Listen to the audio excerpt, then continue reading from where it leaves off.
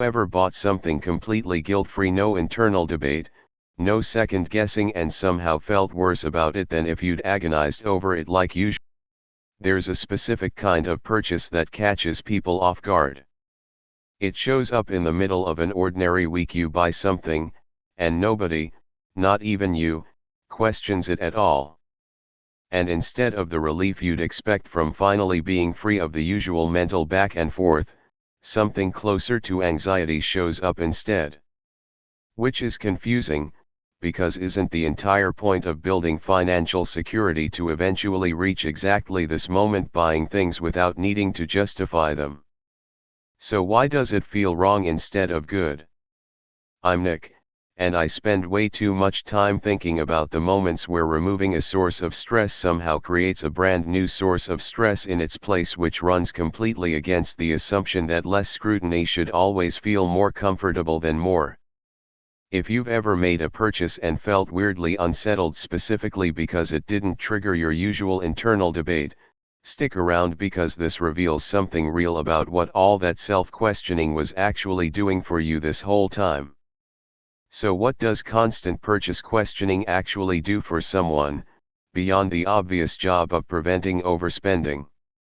There's a well-documented pattern in anxiety and trauma research called hypervigilance, constant scanning for threats that keeps happening even when it's not actually protecting anything anymore, simply because the scanning itself has become associated with feeling safe. Apply that to purchases specifically. That habitual "can I really afford this? Is this responsible?" loop functions the same way. It provides a felt sense of vigilant safety, whether or not that particular round of questioning is actually preventing any real financial problem. Here's where this connects directly to that weird discomfort from the top. If questioning itself became tied to feeling safe, rather than staying a purely practical tool, then a purchase that skips the questioning removes more than just a useful check. It removes an entire, deeply familiar source of psychological safety. The absence doesn't register as less friction.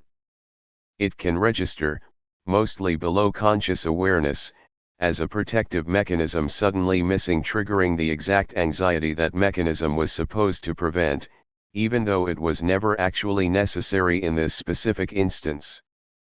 Which explains something financial therapists see a lot: clients who genuinely worked hard to build real financial security, only to discover reaching it didn't automatically bring the effortless ease they expected. Someone who genuinely needed to question every purchase during a real period of financial constraint often keeps experiencing that questioning as a core part of what it means to be financially responsible, rather than as a tool that was specifically calibrated to circumstances that no longer apply. When your situation changes but the association between questioning and safety never gets consciously updated, skipping the questioning can feel a lot more like reckless irresponsibility than like an appropriate response to genuinely better circumstances. There's a second piece worth naming here too. Psychologist Wendy Wood's research on habit formation found that habits performed frequently enough over a long enough stretch become genuinely resistant to conscious override. They run through neural pathways that don't just update themselves the moment circumstances actually improve. Purchase questioning, done daily or near daily across years of genuine constraint, becomes exactly this kind of deeply grooved habit. It doesn't fade naturally just because the reason for it changed. It needs active, deliberate work to actually revise. So what actually resolves this discomfort, since just having enough money clearly doesn't dissolve a habit this deeply tied to your sense of safety and identity as a responsible person? Research on habit replacement rather than pure elimination suggests deeply established habits respond better to being swapped out for a new practice serving the same underlying psychological need, rather than just being cut off and leaving nothing there. Which means the fix probably isn't eliminating purchase questioning altogether. It's replacing it with a differently calibrated form of financial check-in. Here's what that could actually look like. Instead of questioning each individual purchase, the calibrated response back when every dollar carried real weight, a broader, Periodic financial review, checking overall balances and spending patterns weekly or monthly instead of scrutinizing every single transaction, can provide that same reassuring sense of oversight, just scaled appropriately to where your finances actually are now.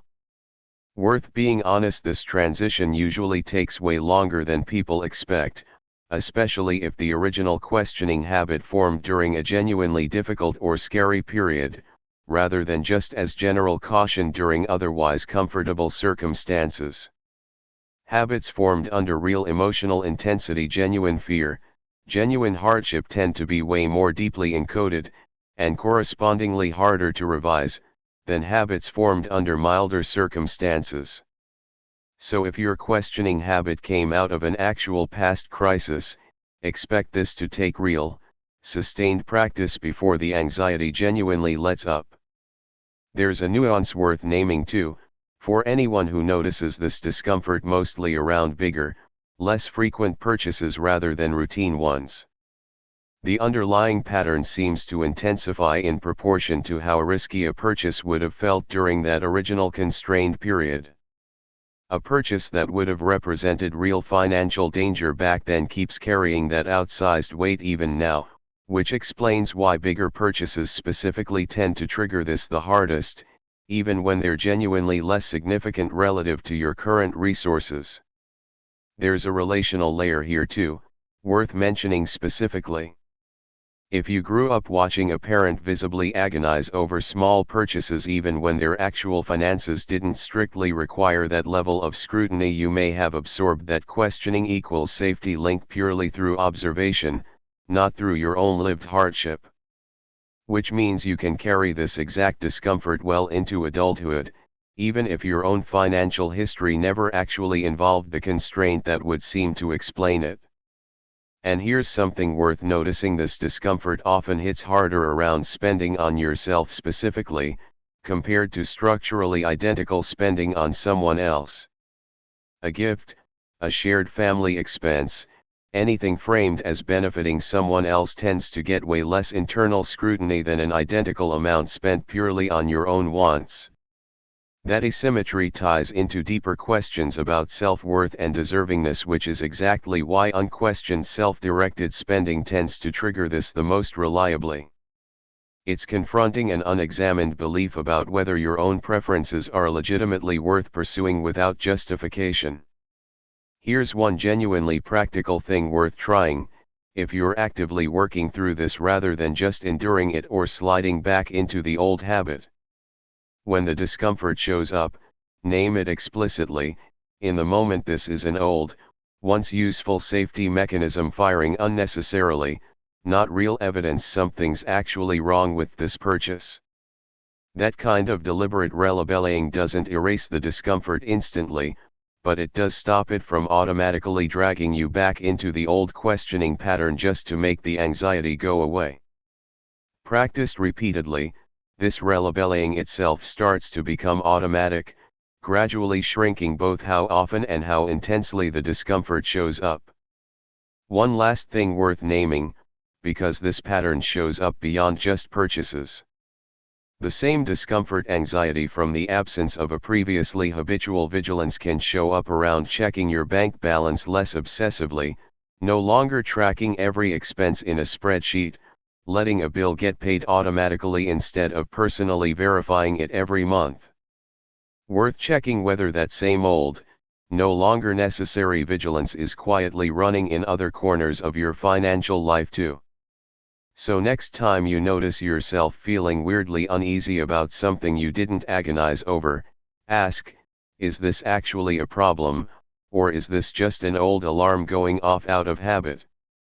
If you've made a purchase and felt unexpected anxiety specifically because it didn't trigger your usual internal debate, that reveals questioning itself had gotten tangled up with your sense of safety, way beyond its original job of preventing genuine overspending back when that job was actually necessary.